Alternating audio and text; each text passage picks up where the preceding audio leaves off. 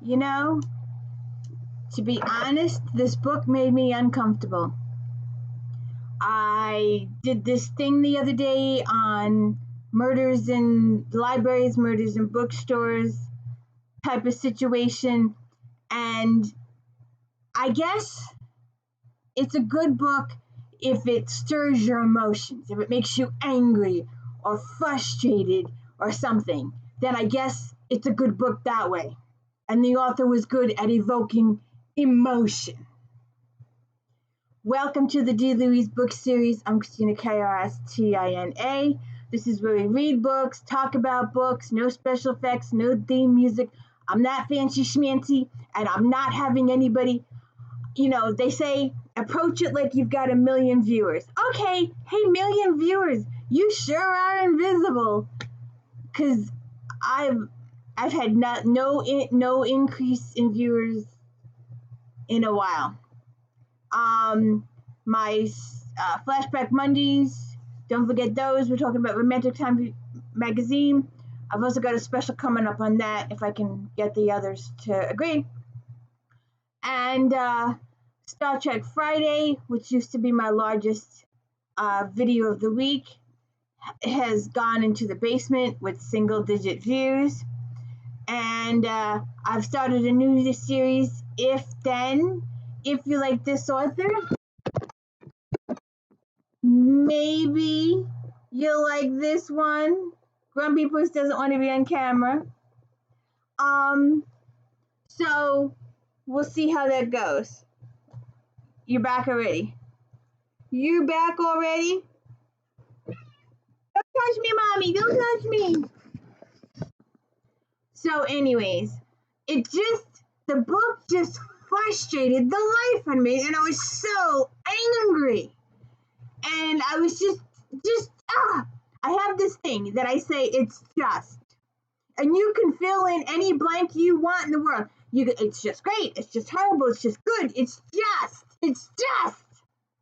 And you're in my notes. So the book had me uncomfortable, and I was really going to put it down, but I wanted to get through it. And it was only a few hours. And I was just so disappointed.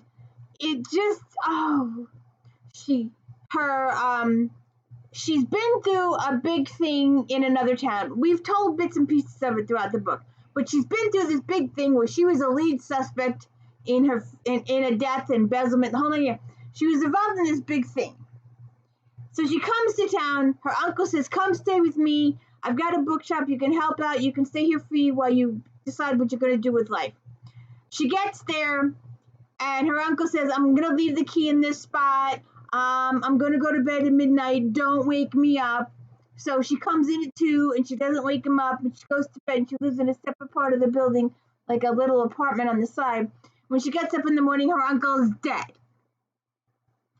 And the cops immediately, absolutely 100% suspect her of killing her uncle. She just freaking ass got there. And apparently, she didn't know it. So how could she have done it if she didn't know it, that she was the uncle's sole heir? And that's the reason they think she killed him, was because she was the sole heir. But she didn't know she was the sole heir. And not only that, the cops are forever coming after her. And I just didn't like it.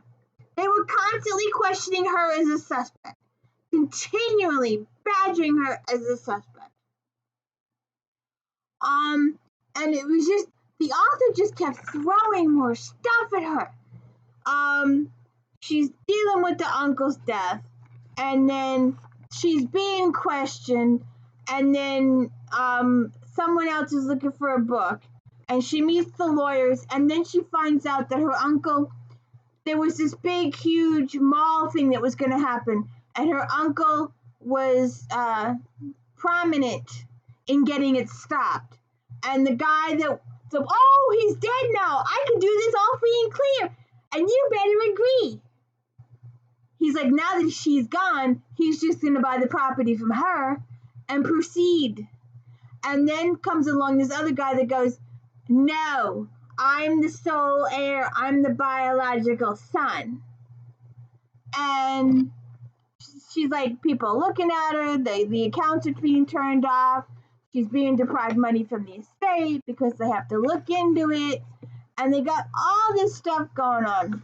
And it just irritates the crap out of me that every time she calls the police, they're all in her face. You did it, you know you did it, confess. And I hate that. I hate that. We just did the James Patterson book the other day where they had a mentally challenged kid, and because he didn't know better, because he was low, they said, hey, look, you did this, and this is what you did. And the kid repeats it back to them. And he can, so that way they consider it a confess. He's been framed. They get him to jail. They kill him so he can never retract it. So anybody that proves that the statement was wrong doesn't matter because the kid's dead. It's just irritating as all hell. I hate when authors do that. Yeah, it's a plot line, and yeah, it gets you in, it makes you stir up your emotions about it. But I will not be going further with this series. It's just, it just irritated the life of me. And I have completely forgotten to tell you what the name of the book is. For Whom the Bell Tolls, Book Tolls, Laura Gale Black. And I got a few others, and I'm going to take them back. Because I just,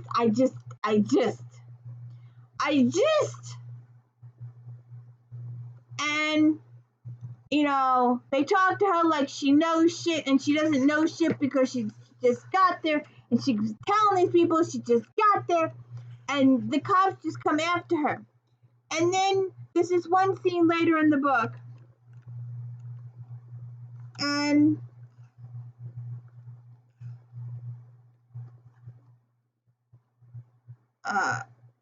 he actually says,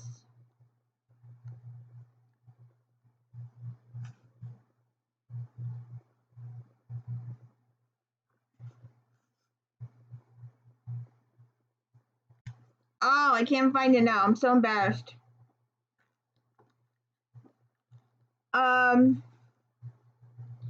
It's like he's relating to Jenna, who's our lead character. And Jenna is making friends. She's made one friend, Rita, the next door neighbor. That doesn't mean she didn't orchestrate the whole thing. I mean, I see she's hired Mason Craig, a man we've arrested under suspicion of murdering her uncle, to work in the store that's conveniently hers again. Seems she might know something we don't. Sutter rubbed his chin as in deep in thought. However, the glint in his eyes as he stared at me bellied me the belittling gesture. I'm trying to decide if she planned this whole little scene to try and throw us off. How are we to know if the pantry was rearranged or her nightie wasn't there where it was supposed to be? The drawers looked fine to me, and Miss Quinn had admitted to assuming she'd either remembered incorrectly about those things or jumbled them herself. And he accuses her again and again and again and again. And I can't find the line. I can't find it. I'm embarrassed I can't find it. It was here on this page. I wrote the page number down. But he goes, listen, lady. And I was just so irritated with the cops in this book that they didn't believe her. And I was irritated that the author kept throwing more stuff on her. How many things can we pile on poor Jenna? She's come from whatever this situation is in Charlotte, and it'll probably be talked about in later books, but I'm not going there. I just can't handle it. I'm just not going to continue. It just irritated the life. I don't want a book to make me angry. I don't want a book to make me frustrated. I read to enjoy books. I read to escape life. And I'm going through some stuff, and I just, and then, they say that I have an author that says, if it happens on the page, if the events and the actions happen on the page, then it's on stage. And then if you're told, oh, this happened last week, that's considered off stage. And sometimes the killer makes an appearance here and there. Sometimes the killer makes a steady appearance.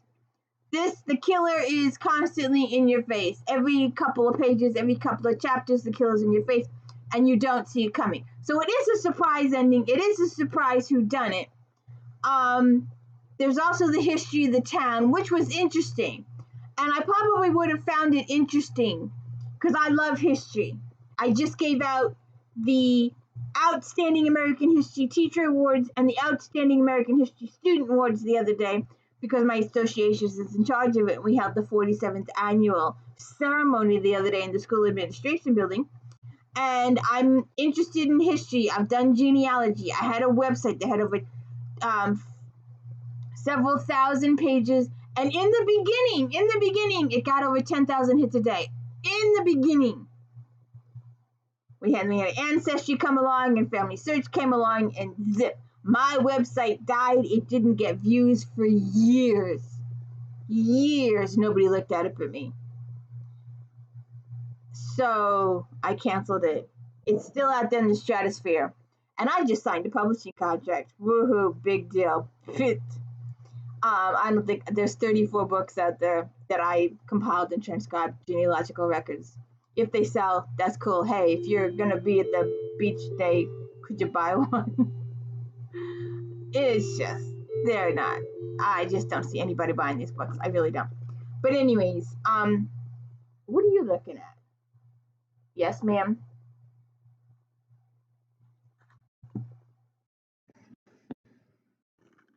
There she is. So anyways, try it out.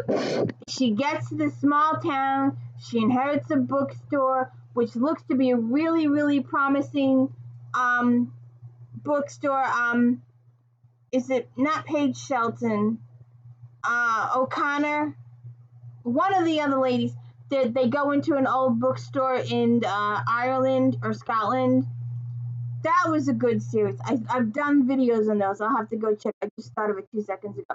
That was better. The older guy owns the store and she helps him catalog stuff and she gives the tours of the town and her parents came in and she married the bartender.